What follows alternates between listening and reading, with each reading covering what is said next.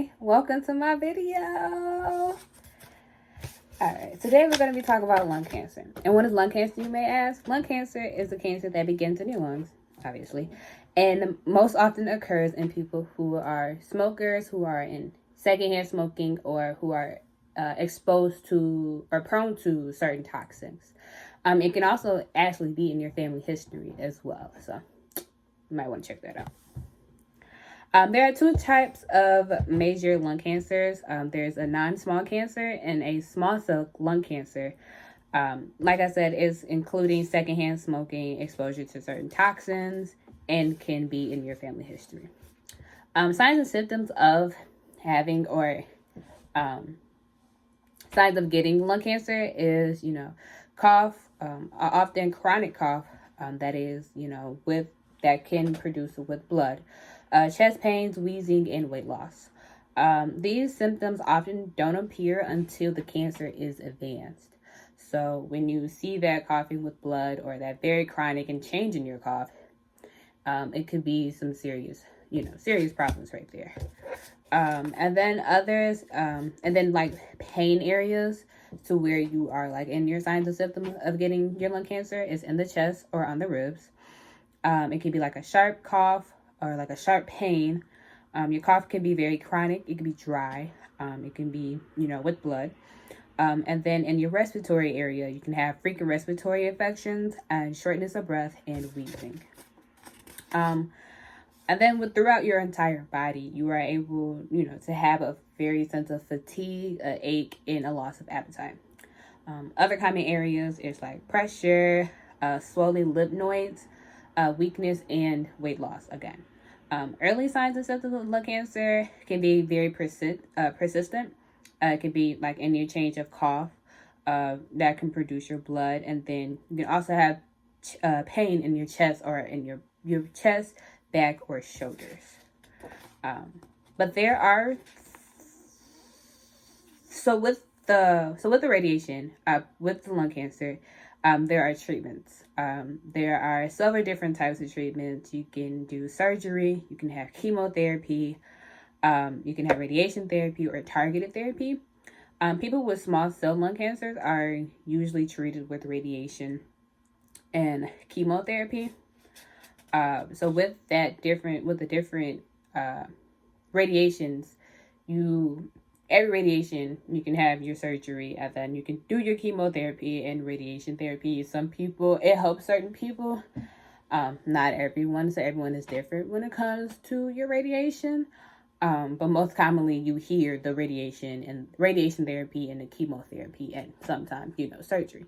And then, whatever comes next after that. So there are 4 stages of lung cancer.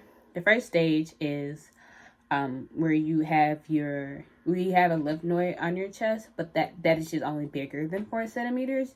You can have that one removed. And 9 times out of 10, it can have a better effect on you to, receiving, lung cancer the second time around. But like I said, everybody is different. Every patient is different. So everything, comes around in full circles. Stage 2 and 3 kind of go hand in hand. It's just when 2 or more tumors are found in the lungs, and your lymph nodes is only in one lung of the organ. So you can also have that one removed with surgery as well. You could probably go through some sort of radiation to, also kill all of the, all those sickle cells and all the cells that are destroying your body. And then stage 4 is the most advanced stage cancer. That's the cancer that can just spread throughout your entire body. So that's where, the radiation therapy and the chemotherapy may come into play. With that, there are certain exercises that you can do with the therapy, having the lung cancer. Exercises may reduce your lung cancer risk with 21%. That are just, with smokers. People who are smoking can have a 21% less chance with doing exercises, like moderate exercises, like dancing, riding a bike, aerobics, water exercises, and just, brisk walking can have a lesser chance of getting lung cancer in their future.